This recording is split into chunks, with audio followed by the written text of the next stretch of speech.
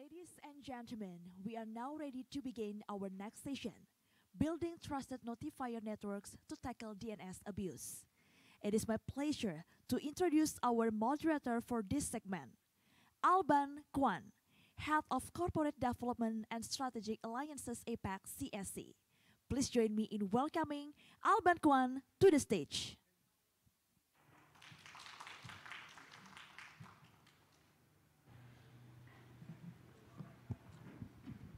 So thank you very much, everyone, for joining the session, online and offline, physically here. So I'm the moderator for today, and it will be my great honor to actually introduce my panel. So we have David Liu, CISO of Line Taiwan. Please join us, David. And we have also Kenny Huang, so the president of Taiwan NIC as well. And also Jennifer from .Asia. So thank you very much, everyone, for joining me. Oh, sorry, and also Benedict. Sorry, and Benedict will be joining us online. He's a Chief Risk Officer from PCCW and Hong Kong Telecom, HKT. So thank you very much, and welcome, Benedict, for joining us online as well. So to start this panel discussion, we are talking about building a better regional cooperation to tackle DNS abuse and other issues. So this particular session, we actually have a earlier session during the APAC DNS Forum P-event webinar. So and this particular issue is actually a very deep issue. That's why we think that we have to have like a continuous discussion. If you haven't been able to join us on the initial discussion on the P-event webinar, feel free to listen back to that particular session as well online. Now, and to start the discussion, I would like to recap what we actually mentioned in the first session as well. I think to put it really simply, the first session on the pre-event webinar, we mainly talk about the issue that we see. When we talk about DNS abuse, or even in a more general term, a lot of the online abuse issue, phishing issues that we actually experience online.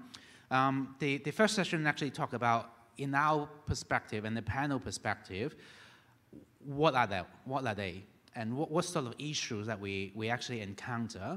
And this session, we are going to focus a little bit more on the solution. How can we resolve a lot of this issue through a bottom-up regional or even global cooperation? What are the things that we're already working on? And there will be a special session after this panel to actually showcase exactly what we're meaning as well.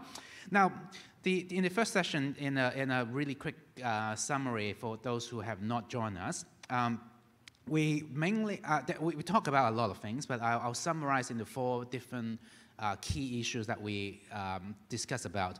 The first being one of the key problem is the lack of data access, and this certainly relates to the domain name industry as well. Some of the song file we may not have access to. That would affect how we detect a lot of the online issues.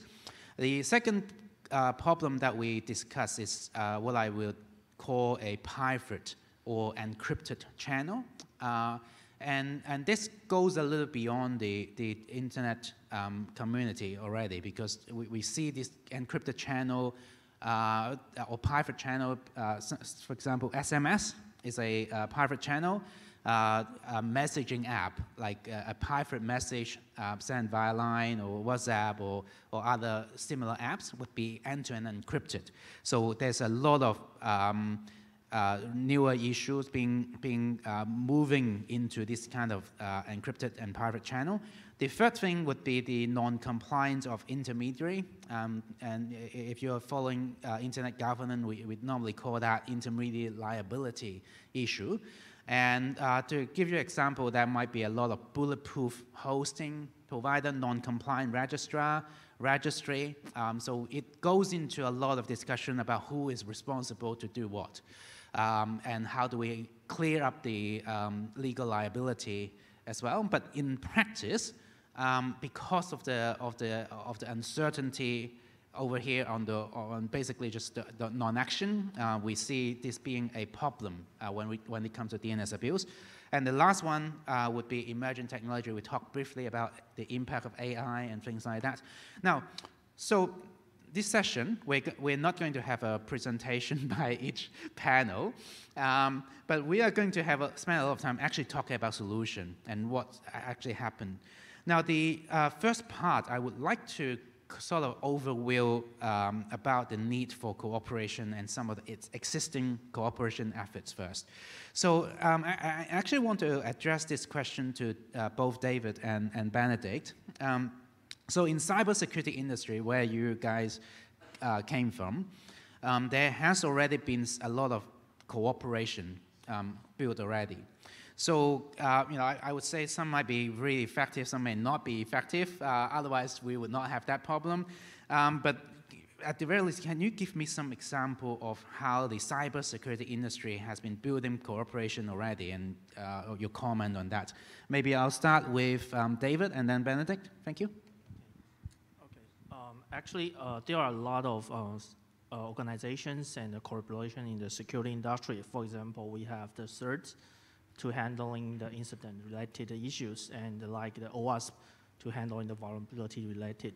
But in Taiwan, actually, we prefer to not only rely on this kind of security-related organizations, we also build our own organization, working group within the industry. For example, we have a working group in the e-commerce industry to gather the platform provider and the logistic provider to solve the security issues. And we also, as we are a messenger platform, there are a lot of maybe harmful or inappropriate contents on our platform. So usually the attackers, they not only use our platform to deliver this kind of issues. Sometimes they will cross the different channels. So we co-work with Taipei Computer Association, which is an association formed by the ICT industry in Taiwan, and we build up information sharing platforms. So every time when we found there are some inappropriate contents, then we will share with other IT companies like the Meta and the Google, because sometimes this kind of the contents delivered on our platform is not related to our service. Maybe it is come from their platforms. So we use this kind of cooperation to share the information to or the threats to this other company in our industries to take down this kind of inappropriate contents. Yeah, but sometimes it would be difficult for us to take, even we take down the contents, maybe, for example, the phishing site from our platform, but actually, in fact, this kind of phishing site is, cannot be taken down from the domain names or the IP address. So in some cases, we see some phishing site maybe existed for maybe 6 months. Yep. After we found them. So that's an issue that we are trying to solve right now. Yep. So Benedict? Yeah, hi everyone, good afternoon. So to your question, really, I mean, I guess the industry cooperation is happening in Hong Kong, but it's not something that is formal, right? So there isn't a body out there to coordinate all the the handling all the different issues and challenges, right? So for us, the protocol is really, because we HKT Hong Kong Telecom, right? We're one of the ISPs, right? I mean the internet service providers. So we basically share information with our peers. If we see any sort of malicious any malicious activities related to any sort of domain and IP address, which in particularly affecting our customers obviously, we have a rather large base of customers in Hong Kong.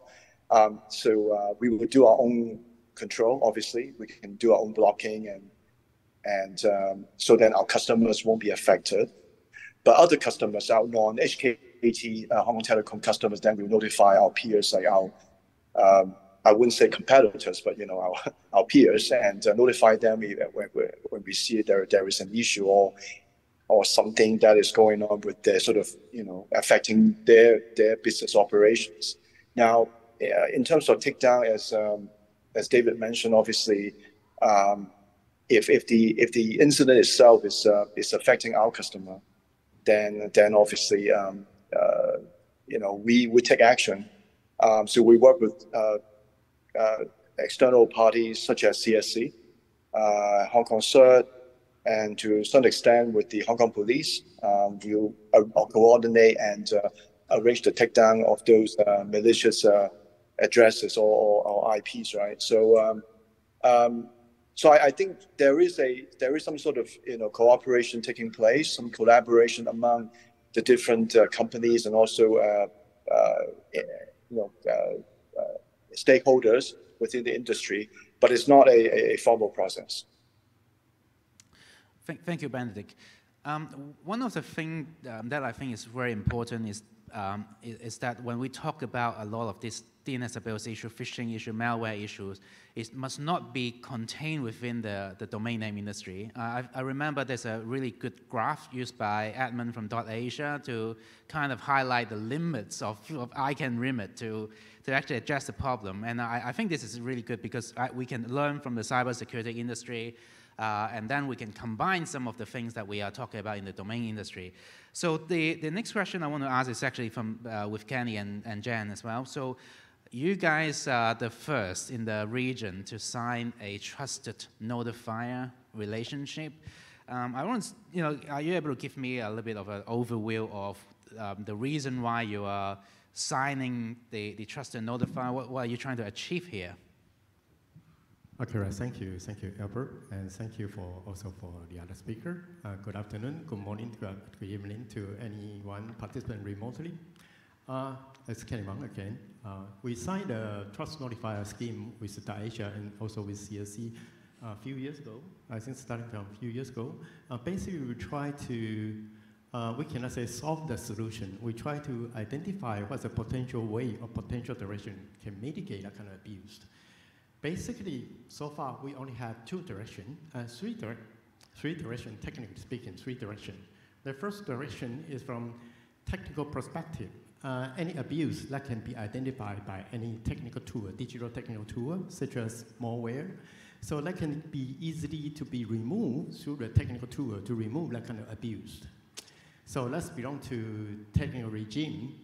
The other paragraph is from legal regime.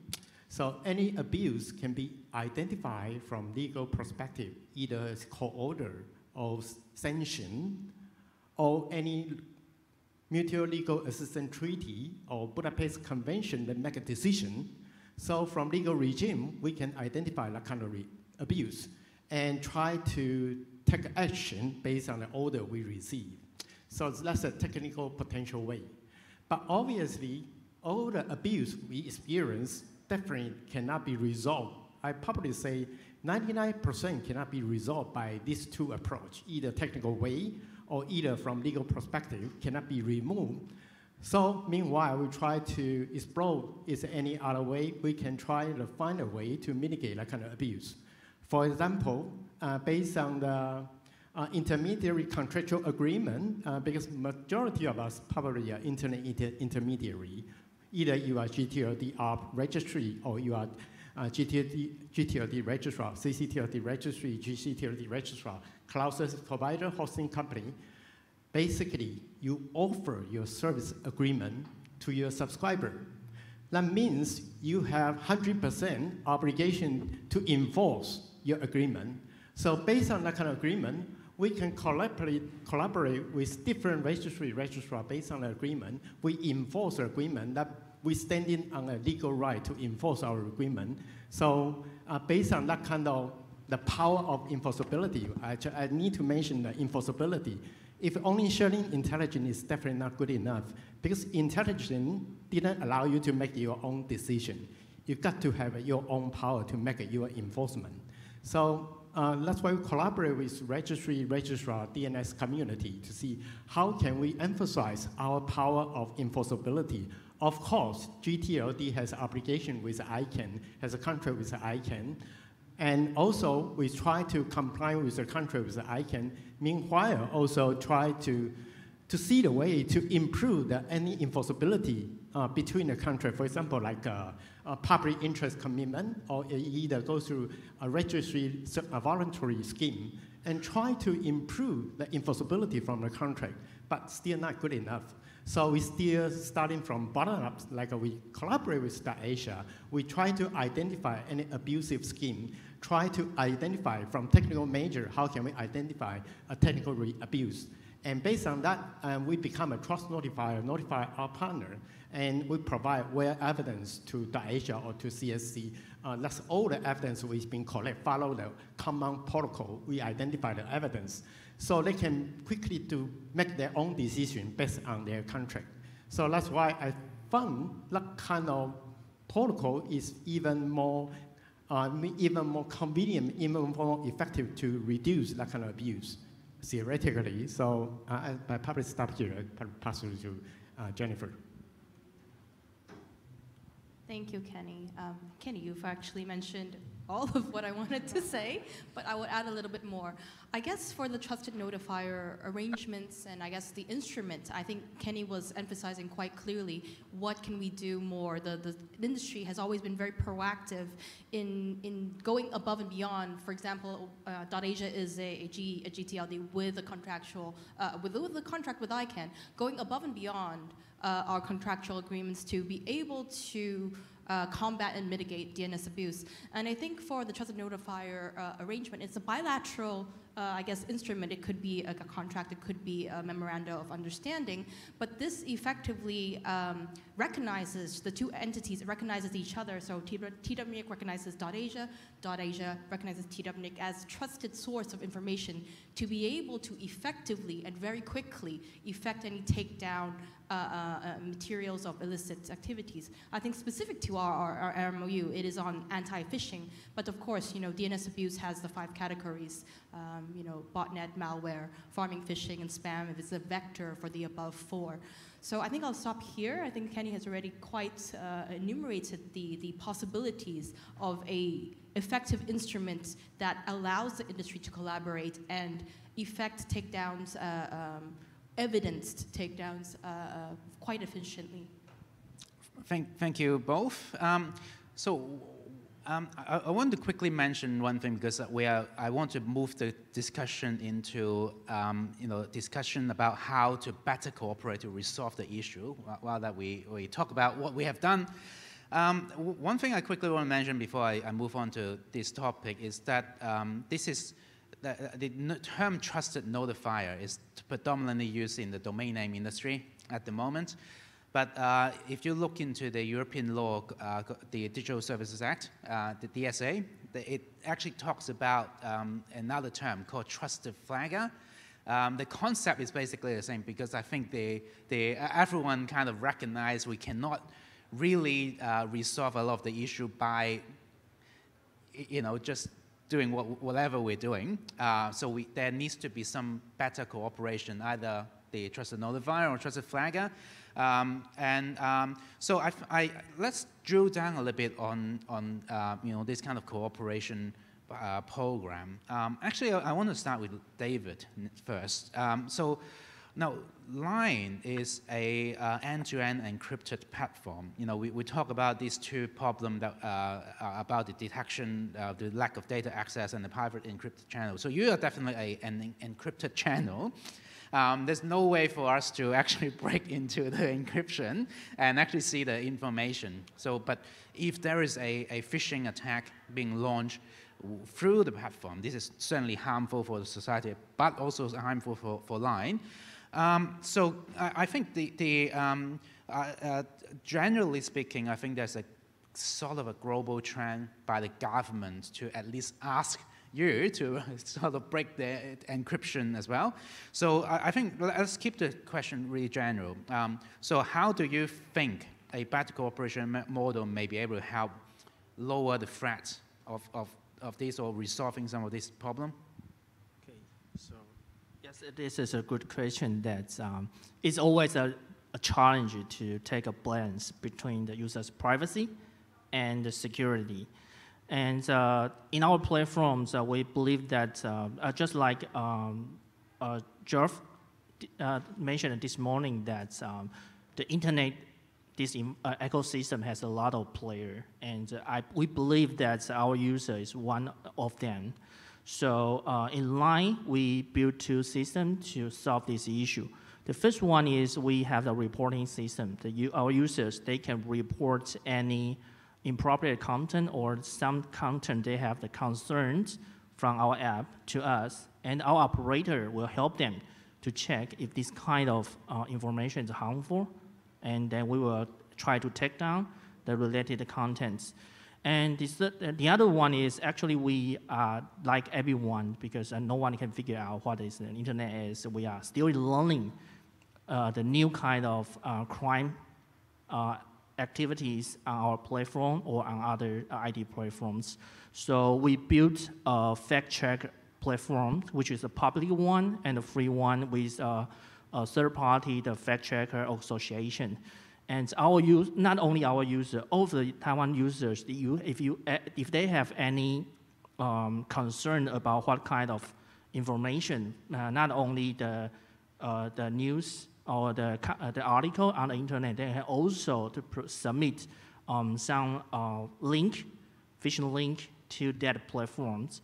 And these third-party fact checkers will help them to check. Because would be difficult for, as a platform provider, it would be very difficult for us.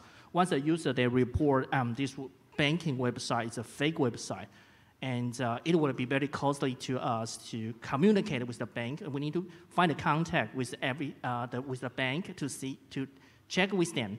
But with this kind of help, these kind of platforms, we can use, we can leverage the third parties the resource to help us to check about this kind of information. And also, we believe there's like Trust Notifier. I agree with Kenny just mentioned that the protocol is very important. As a platform provider, when we need to take down some contents, we need some evidence. So I think this kind of procedure or the platform will help us to identify what kind of evidence or what kind of procedure would be very suitable for us, and to build up this mechanism to take down the inappropriate content very fastly. Yep, this is what we are doing right now to protect our user, but also take care about their privacy. Yep. Thank you, David. So let's move on to when we talk about private channels and things like that.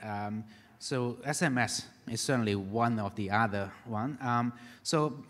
Benedict, I would like to see if you can share some of your thoughts about phishing attack being carried out through SMS. I understand that Hong Kong there's a new scheme being launched as well, and certainly maybe in your company there are other stuff that you are doing to tackle this problem.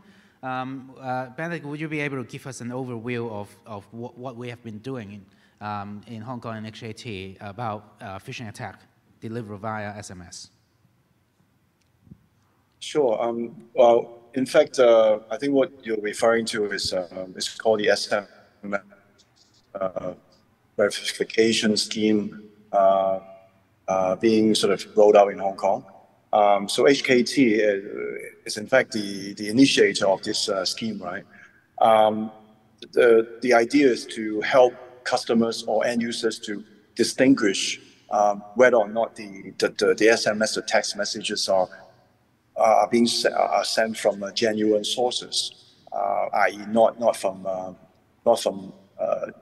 fraudsters or other malicious parties, right? So the scheme has been launched, and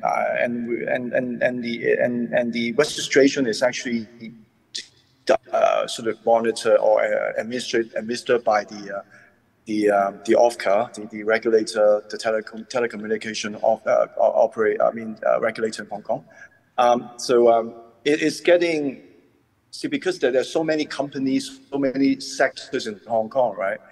It's impossible to actually roll it out like a big bang approach, like getting all companies to sign on. So right now, the scheme obviously targets some of the more sort of high-risk sector, for example, banking and financial services.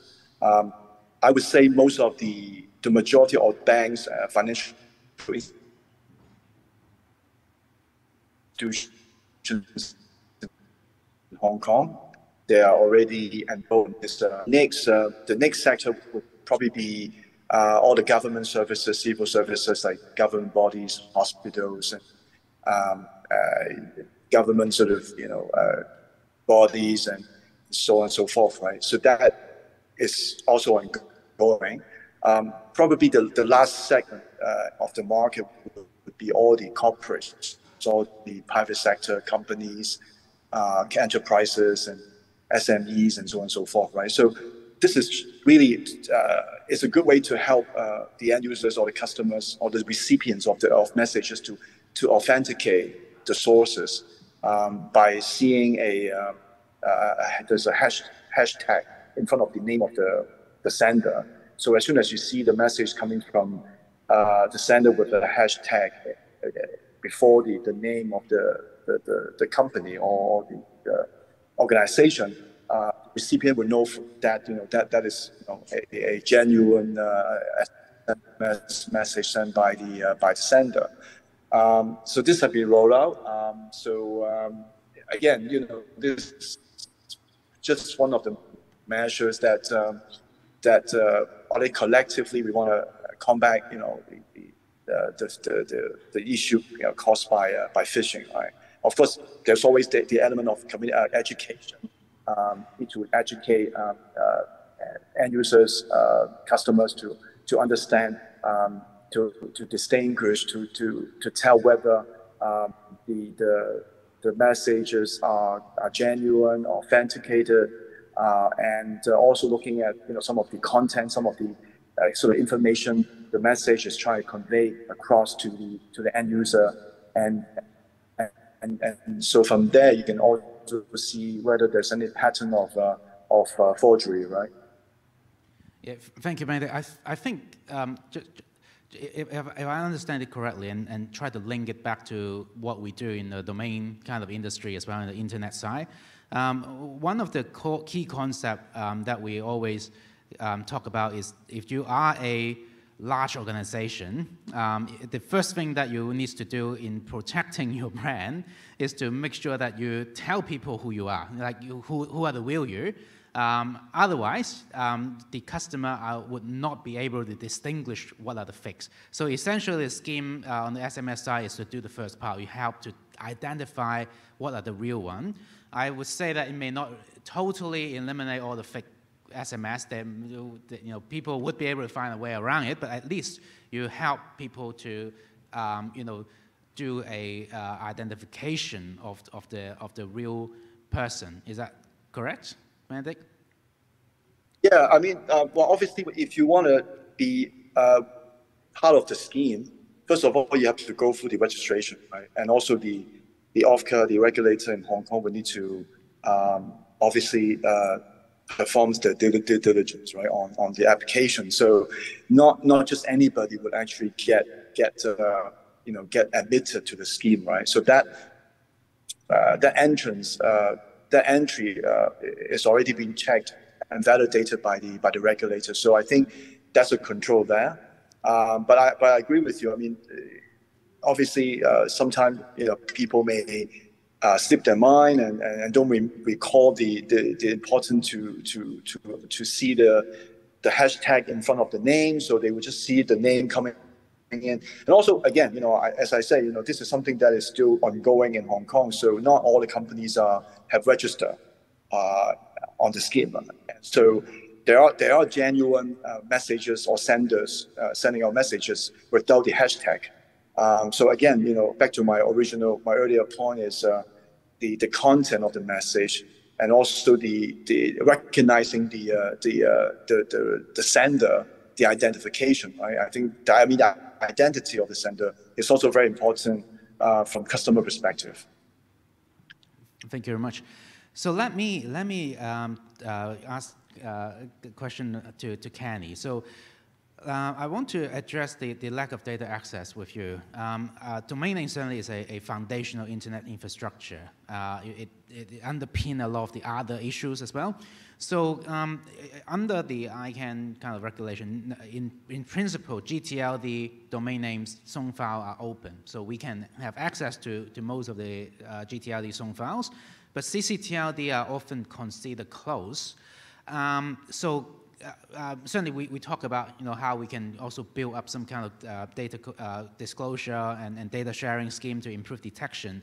But I want to see what would be your perspective on why CCTLD typically don't open the song file, and do you see any benefits for them to do so under the scheme of the Trusted Notifier? Okay, thank you for asking the question. I just want to make sure Sally is not here. Okay. Usually, ICANN's policy is quite inconsistent with the local regulation quite often. And it depends on what kind of problem we try to solve. For example, you try to reduce the abuse.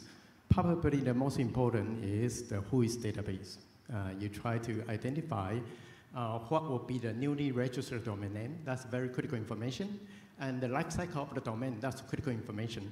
And who owns the domain name, what's the right content for the domain name. For example, that kind of information is very critical, but we also need to balance the other side from legal perspective. For example, for any particular domain name, especially for DNS industry, or any particular IP address, especially for ISP, basically that kind of information are personal identifiable data. For personal identifiable data, it usually is protected by local regulation. In Europe, level GDPR, and in some other countries, I believe you have your own Personal Data Protection Act. So for that kind of personal identifiable data is protected by the law. So you need to go through the due process to make sure you have the right to access that kind of data. And for the data, you just mentioned about DNS zone file.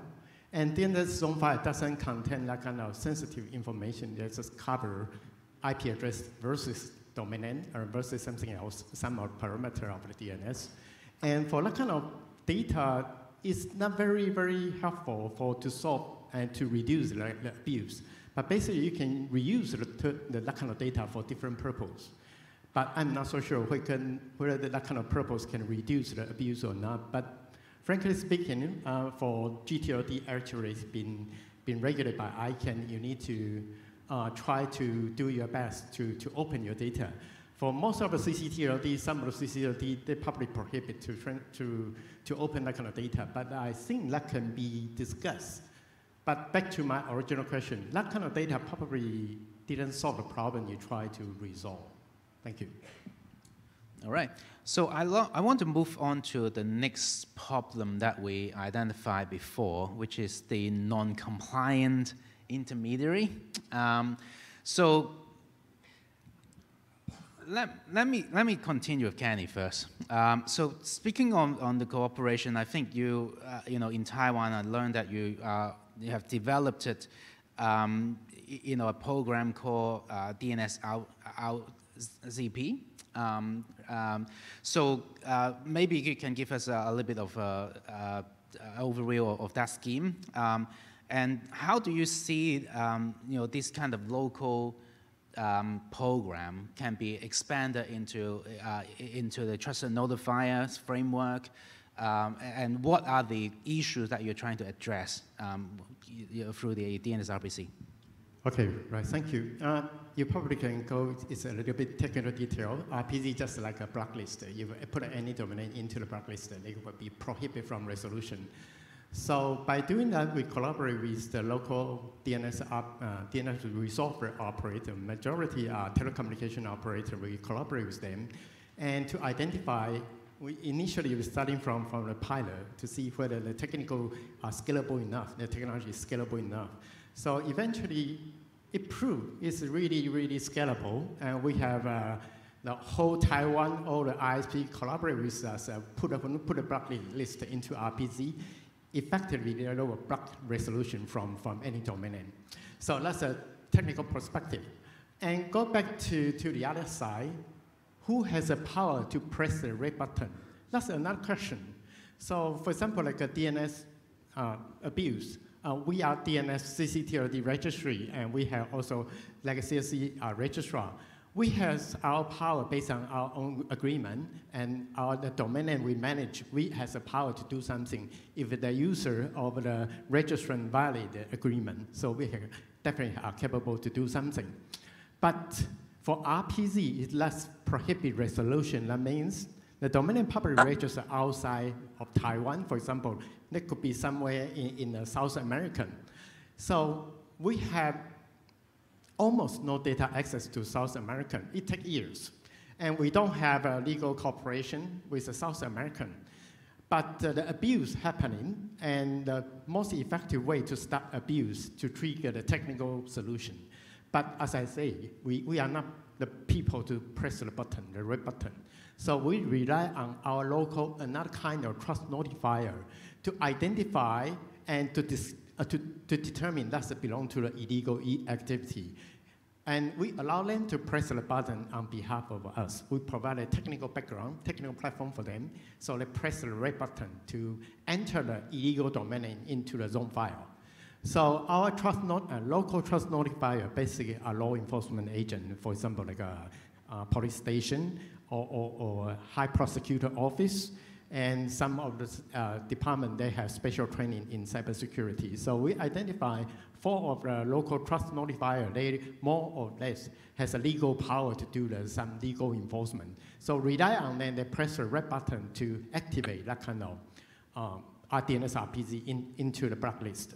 But basically, I don't think it should be a very scalable scheme expanding to outside Taiwan. For example, we need to consider a lot of issues. For example, the principle of proportionality. If we discover some domain name probably have part of illegal activity, for example, like a Telegram, or for example, like a Line, we cannot just blind the line.com or telegram.com because that's against the principle of proportionality. So I don't think that's a very, very good tool to introduce to try to expand to the worldwide, because we have a lot of factors need to consider. It doesn't like a DNS trust notifier, because we have our governance DNS zone file. So we have 100% liable for the domain name under our management. So that was different legal consideration, different opinion, different technical effects. So that quickly conclude my thought. Thank you, but let me just clarify it with an example. So am I correct that, let's say, Line Taiwan, if there's a phishing attack targeting Taiwan, and you got a report through a trusted notifier, you'll be able to block access to that particular phishing website within Taiwan through the orders ISP recursive DNS, right? But it cannot be extended outside at the moment, right? What I say cannot extend doesn't from technical point of view. Cannot extend is from a proper governance point of view, because you need to go through legal due process to identify that's an illegal activity. And for that kind of legal process, I don't think can be very easily to expand to different region, different economy, because every country has different legal process, different legal consideration, different local jurisdiction. Great, thank you. But I think this is, certainly there are limitations that we have to consider, but I think it's a really good idea how we can at least achieve a really effective termination of the abuse, and this is what's important, because at the end of the day we are trying to protect the society. Now, thank you, Kenny, but I want to move to actually both David and Ben first before I move to Jen again. So, look, there are program like this that the domain industry is building. So let me take a step back and not think about you as a telco and a messaging app, but as a brand. So, in PCCW and in HAT and in Line Taiwan, so both of you represent a brand who are well-known and possibly a key target for a lot of phishing and malware and DNS abuse issue. So, in the ideal world, what do you wish this kind of trusted notifier framework would be able to help resolve your issues?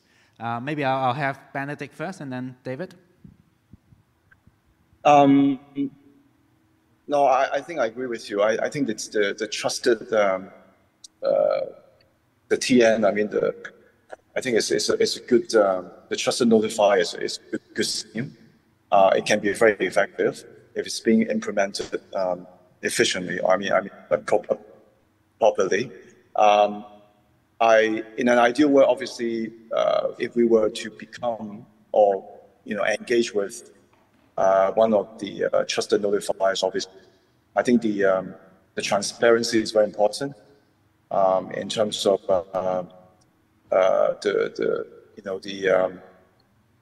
the action, the consideration, and for example, we would like to avoid any sort of use of the TN in taking down a competitor's domain. Competitor, you want to take it down, and then in our advantage, right? So there has to be some sort of ground rules as to why, or there's any evidence, sufficient evidence to prove the case that it is a malicious website or domain and what have you. That warrant the decision to take it down, right, through or by the trusted notifier. That's number one. Number two, obviously, the agreement itself, it has to be some sort of standard, right? Standard terms and conditions, because obviously, registers and all the private entities are scattered all over the world. So there are like Kenny mentioned, there are different jurisdictions, different laws. So how do we actually make the agreement not overly complicated but enforceable at the same time, and be able to actually fulfill what the terms that meant to deliver, right, in a timely and appropriate fashion, right? And I think point number three, in an ideal world, obviously, again, because different companies are sort of operating at different level of maturity in terms of regulations, right? Some countries are more advanced in terms of privacy laws and regulations, while some countries are more sort of advanced in terms of cybersecurity laws and regulations. So these to all the different trusted notifiers are operating at the same level playing field, and there is no complexity or further complexity involved in terms of when there is a certain domain names or websites, and because at the end of the day, we want to make sure that this is a smooth process, is something that can benefit ultimately all the end users.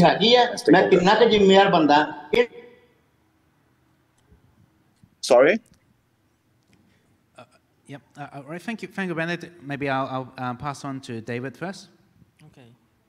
So, like we are a platform, and we have two roles in this cases. One is the brand owner. So I would like to take two parts. The first one is the brand owner. As a brand owner, I think the trusted notifier would be very benefit to the brand owner. It is very difficult to the brand owner to find out every phishing site impersonated their brands and communicate with the platform. That for now we are suffering from the taking down this kind of website. For example, I just mentioned that sometimes it may take a couple of months to take down the phishing sites. Yeah, to communicate with the register or the hosting services. And so I think that with the trust notifier, maybe we can speed up this kind of process to more efficiently to protect our users. And as for the platform side, it is also this, in another side is sometimes we need some evidence, but the reporter, they might not know what kind of evidence that we need. With this, I think if we have the trusted notifier, then we can establish this kind of protocol. Then we can take down this kind of issue with a very faster process. That is from the viewpoints of our company. Yep. Thank you. So now for Jen, so regarding this kind of non-compliance intermediary, I don't want to be all too rosy. Certainly in the domain industry, the registrar sector, taking down something is not it's not something that we can comfortably do all the time. So I think the question is two parts. Maybe you can give me a little bit of an overview of what is your consideration as a registry as well when it comes to this kind of DNS abuse takedown, and maybe how, certainly you are supportive of the idea of trusted notifier. Why would that be better for you as a concept? Thanks, Alban. You're very right. I mean, acting at the DNS level, it's a very blunt instrument, and typically, we really do require a court order, but as Kenny has already mentioned in the beginning of this session, that sometimes this instrument is first of all, it's very lengthy in process, and it might not be the most appropriate instrument to use. Looking at a trusted notifier, a kind of bilateral agreement, actually allows us to take proactive and efficient and effective action. I think it's really important, I guess, to note three things, right? The trusted notifier framework is really a bilateral cooperation agreement between two entities. What is in there, the scope, the roles and responsibilities of it is really between the registration provider, for example, the registries or the registrars, and the entity they choose to enter into this relationship with. And not every notifier is a trusted notifier. There isn't some kind of external accreditation process.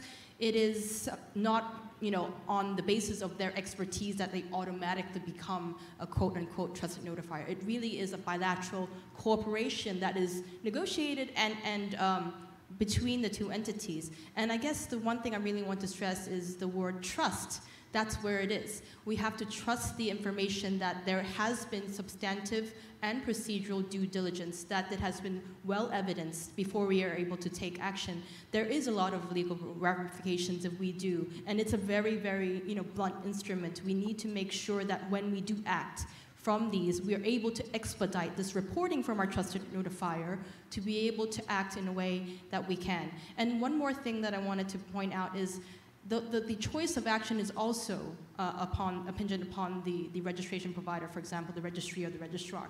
We may look at the reporting from our trusted notifier, and then we do still need to do our own due diligence behind before we then take action. It's not an automatic process, for example.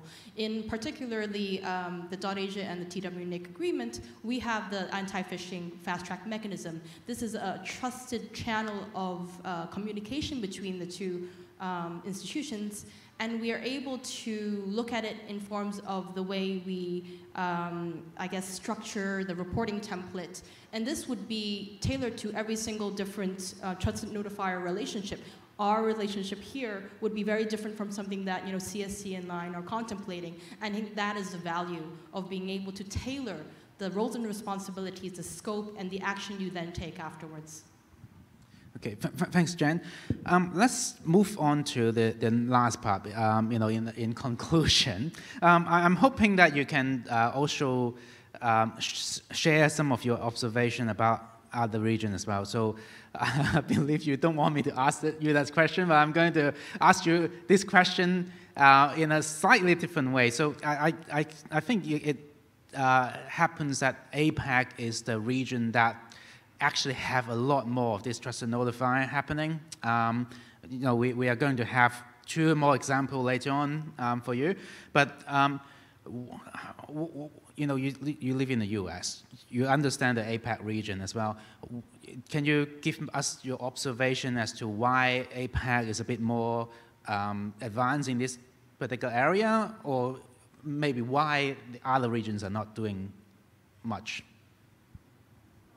Thanks, Alban, for still asking me this question. I think it's really interesting to note that, I mean, for TWNIC and .Asia, it's been over 2 years. I think the very first APAC DNS Forum is when we actually talked about it first, and we were hoping to, you know, lead by example. It's really heartening to see that there will be 2 more examples later. If I look at it from an industry standpoint, especially from registries, there are definitely trusted notifier agreements with many of the big registries. I know that they do have them with definitely, you know, there's the US governmental agencies like the Food and Drug Administration, and there's a very high-profile one that many of the large registries, in fact, many other registries as well, have with the Internet Watch Foundation. I think really it's important to note that obviously, you know, registries, registrars, we aren't trained to identify something like CSAM, child sexual exploitation and abuse materials, and we trust those who have the expertise to be able to give us this information in a very accurate way. So another thing is that I think that for APAC doing this and leading by example, I think maybe we'll hear more of the success cases from other regions as well. I think that we also, from the registry standpoint, we do so many other areas of combating and mitigating DNS abuse. This is one tool in our array of toolbox. So it's not just that, you know, we're you know, lax on this particular area. You have to look at the whole spectrum of the works that we're doing to mitigating and actually involving the community in all our DNS abuse combat and mitigation. Thank you. So we have about 5 minutes left. I wonder if Kenny and Benedict, you can give some concluding words as well. In particular, you know, for example, Kenny, maybe you can tell us a little bit more about your plan to expand the Trust Notifier cooperation in Taiwan, or maybe Benedict, if you have any opinion as to, you know, how do you think this kind of Trust Notifier idea can be adopted in Hong Kong and, you know, and other things that you want to conclude as well? Okay, right, thank you. And also try to recap, Jennifer just mentioned. Basically, probably I also cover some of the responsibility because we only take a very, very little chance to express that kind of concept to the audience. And that's why you hear the Trust Notifier scheme once a year. That's my bad. But put a question to yourself. Put a question to the floor. Are you willing to join us as a Trust Notifier program? If you're willing to join us, you can contact our program office in the ICANN APAC office, and you're welcome to join, certainly. And you can fill the application today, file application today. If you did, congratulations. You are part of the guardian of the Internet Galaxy. That's why I encourage everyone to join us. And don't think about that will be a tremendous task. And don't think about that will create a terrible revenue to your business. I guarantee there will be no additional revenue to your business. But what we do, we create a legacy for the Internet. Thank you very much. Thank you, Kenny. Benedict? Yeah, well, I'm open. I think this is something worth looking at exploring.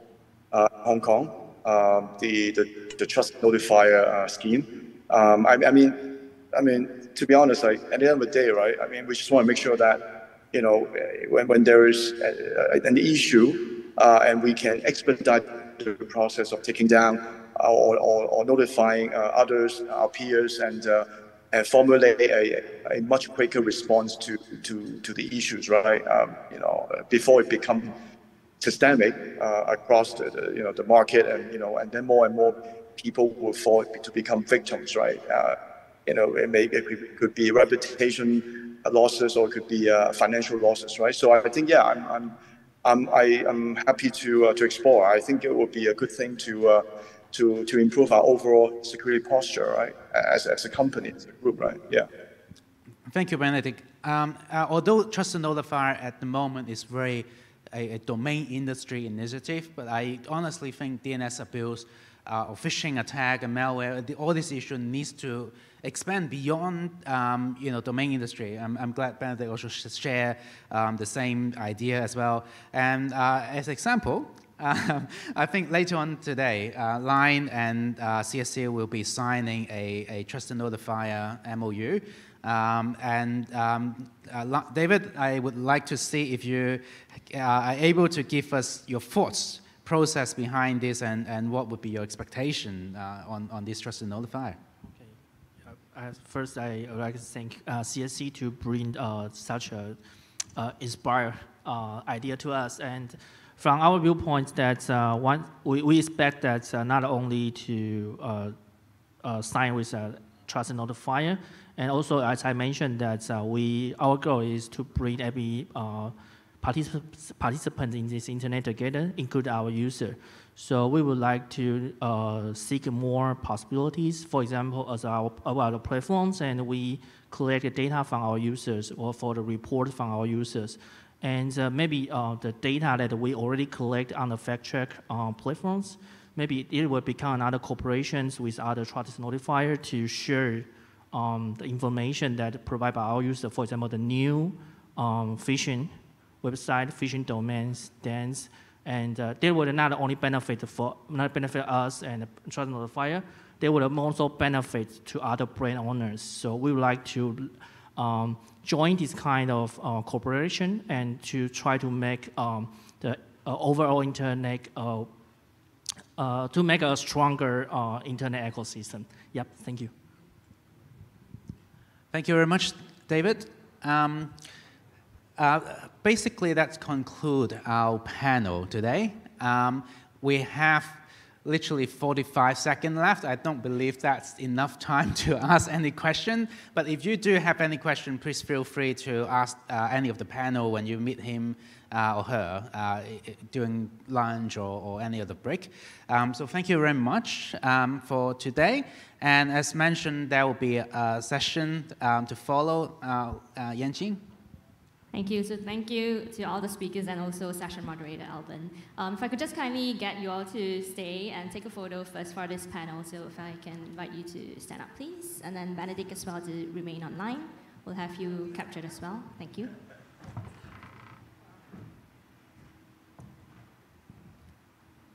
One, two, three. Video? Okay. Video, I guess you can make happy faces or fun actions. One, two, three. All right, thank you. So a round of applause for our speakers and moderator. So in case you're wondering who I am, I'm Yanqing from the ICANN APAC Regional Office. So I'm here to facilitate the signing ceremony. So Kenny mentioned that he's only looking into signing once a year, but good that you're always choosing the APAC DNS Forum. So yeah, and then also CSC as well, definitely. Thank you for initiating this session. Before we go on with the signing ceremony, I did want to share first also that CSC yesterday, in fact, actually they were in Jakarta. And they did sign a Trusted Notifier agreement as well with the Indonesian CERT, so ID CERT, Computer Emergency Response Team. And would like to just share the photos first because this happened yesterday. So you have Alban there, Jace, and Pak Budi. Yep. So that was one of the actions coming out from along the APAC DNS Forum, but of course it's a CSC held event. And then now we'll proceed with the signing ceremony between CSC and Line Taiwan Limited. So can I invite Ms. Jace Yo, APAC Regional Director of CSC, as well as Mr. David Liu, Chief Information Security Officer from Line on the stage, please.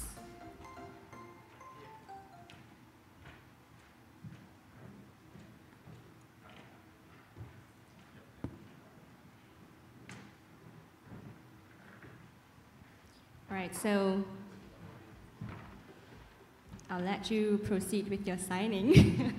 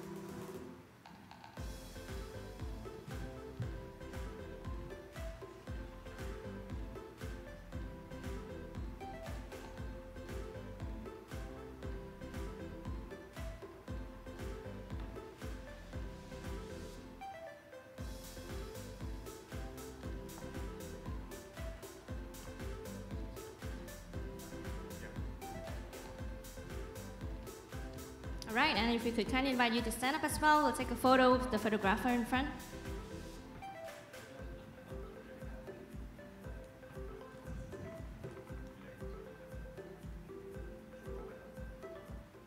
Yeah, maybe you want to show it to, yeah. All right, 1, 2, 3. One more. All right, 1, 2, 3. All right, thank you. Video, oh, sorry. He's requested for a video. Oh, done? Okay. All right, so congratulations, and thank you, towards moving a step ahead in this regional effort for a safer and more secure internet. Let's give them a round of applause, if I may. Thank you. All right, so now we'll take a break and then stay on with us for the next session at 4 o'clock here. Thank you.